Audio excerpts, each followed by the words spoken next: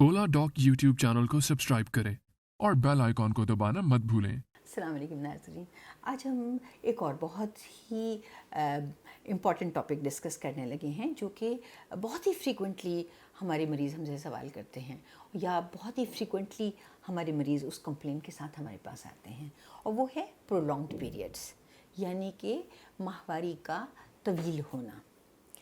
Prolong period आप किस वक्त कैसे डायग्नोस करते हैं? आमतौर पर औरतों को 2 दिन से लेकर 7 दिन तक माहवारी आती है।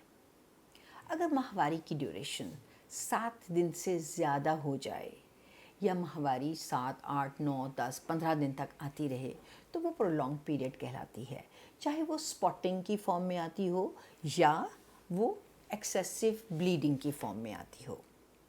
एक्सेसिव ब्लीडिंग अगर माहवारी के दौरान होती है तो हम इसको मेनोरेजिया भी कहते हैं।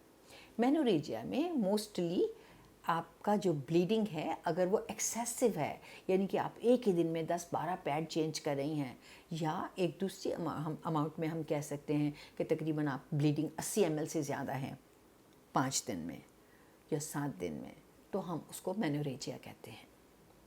अब प्रोलॉन्ग पीरियड्स के कॉजेज़ क्या होते हैं और उसको कैसे ट्रीट किया जाता है? बड़ी सिंपल सी बात है।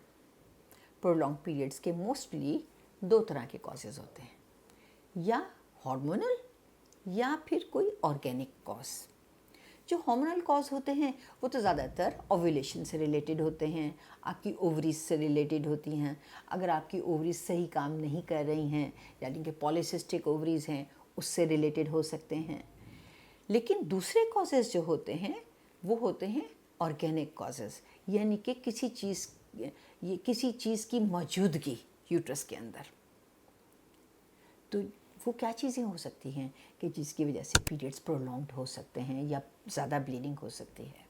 तो उसमें से सबसे जो इम्पॉर्टेंट और कॉमन चीज़ें हैं वो हैं पॉलिप्स हो सकते हैं, यूट्रस की कैविटी के अंदर पॉलिप होते हैं।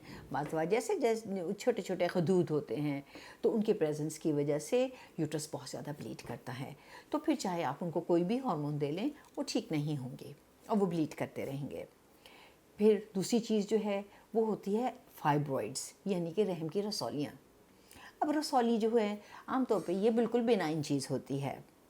सिर्फ 1 in 2000 रसौलियाँ जो हैं या फाइब्रॉइड्स जो हैं वो कैंसरस बन सकते हैं, लेकिन उसके अलावा ये बिल्कुल बेनाइन होते हैं। बेनाइन से का मतलब है बेज़रर, यानी कि ये जड़ वाले नहीं होते, और ये इससे इंसान को कैंसर का ख़दशा बहुत कम होता है। लेकिन इनकी मौजूदगी में बाज़ औक़ात बहुत ज़्यादा ब्लीडिंग हो सकती है, ख़ास तौर पे बहुत बड़े बड़े फाइब्रॉइड्स अगर हों और उनकी लोकेशन आपकी रहम की झिल्ली के या लाइनिंग के करीब हो तो ये बहुत ज़्यादा ब्लीडिंग का कॉज हो सकते हैं। उसके अलावा बाज़ औक़ात जैसे आपको ब्लीडिंग बाहर आती है पीरियड्स की फॉर्म में, बाज़ दफ़ा उस तरह से कुछ ब्लड आपके जो यूट्रस के मसल्स हैं उसके अंदर सीप कर जाता है, और उसको हम एडिनोमायोसिस कहते हैं। उसमें क्या होता है कि यूट्रस थोड़ा सा बल्की हो जाता है, उसका साइज़ ज़रा बड़ा हो जाता है, और औरतों को बहुत ज़्यादा प्रोलॉन्ग पीरियड आते हैं या बहुत ज़्यादा हैवी पीरियड आते हैं, और बाज़ औक़ात बहुत ज़्यादा पेनफुल पीरियड्स भी आते हैं। तो ये तो थी वो कॉजेज़ जो कि थे बिनाइन कॉजेज़, यानी कि बेज़रर कॉजेज़ जिनमें कैंसर के कम चांसेस हैं लेकिन उनके इफ़ेक्ट्स हैं। अच्छा, अब कुछ चीज़ें जो हैं वो बहुत इम्पॉर्टेंट हैं। कुछ औरतों में प्री कैंसरस चेंजेस शुरू हो जाती हैं, ख़ास तौर पर लाइनिंग ऑफ द वूम में, यानी कि जो रहम की लाइनिंग है उसका जो लाइनिंग है वो बहुत ज़्यादा फ्लफ़ी होना शुरू हो जाती है, और उसको हम हाइपरप्लेजिया कहते हैं।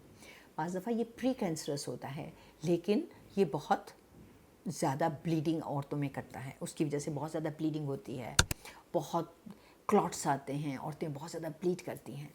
अगर ये हाइपरप्लेजिया बहुत ज़्यादा अरसे तक चलता रहे तो कभी कभार ये कैंसर बन जाता है, और इसकी रहम की लाइनिंग का कैंसर जिसको हम एंडोमेट्रियल कैंसर कहते हैं वो भी हो सकता है।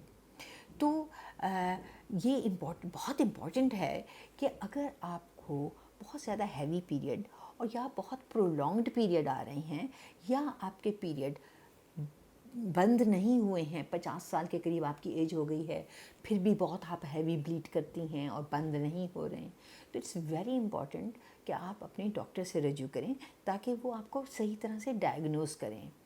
دیکھیں یہ بہت امپورٹنٹ ہے کہ اگر آپ کو بلیڈنگ ہو رہی ہے زیادہ تو آپ اس کو چھپائیں نہیں, آپ شرمائیں نہیں. زیادہ تر میرے پاس عورتیں آتی ہیں وہ جو مینوپاز میں جا چکی ہوتی ہیں, اس کے بعد انہیں بلیڈنگ آتی ہے, پوسٹ مینوپازل بلیڈنگ کہتے ہیں جسے, اور وہ اس کو اپنے گھر والوں کو نہیں بتاتی, وہ شرماتی ہیں. یہ کہتی ہیں نہیں نہیں نہیں میں نے کیا بتانا, مجھے برا لگتا ہے, میں اپنے بیٹے کو کیسے بتاؤں کہ مجھے بلیڈنگ آ رہی ہے, یا میں اپنی بہو کو کیسے بتاؤں کہ مجھے بلیڈنگ آ رہی ہے. اور اس چیز کو وہ کئی سالوں تک چھپاتی ہیں. اس کے بعد جب وہ آؤٹ آف کنٹرول ہو جاتی ہیں تو وہ ڈاکٹر کے پاس آتے ہیں, اور انفارچونیٹلی وہ پھر کینسر جو ہے وہ بہت پھیل چکا ہوتا ہے.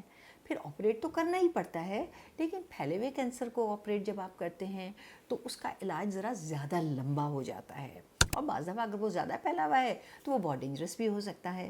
تو اسی لیے عورتوں کو یہ چیز ہرگز نہیں چھپانی چاہیے. یہ بہت امپورٹنٹ ہے کہ اگر آپ ان میں سے کسی چیز سے بھی سفر کر رہی ہیں تو آپ فوراً اپنے فیملی ممبرس کو بتائیں یا ڈاکٹر کی ہیلپ سیک کریں. Thank you.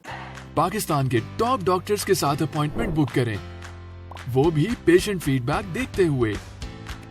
لاکھوں لوگوں کی طرح پاکستان کے سب سے بڑے ڈاکٹر نیٹ ورک کا فائدہ اٹھائیں اور آج ہی اولا ڈاک ایپ ڈاؤن لوڈ کریں. اولا ڈاک, ڈاکٹر کا اپوائنٹمنٹ آسانی سے.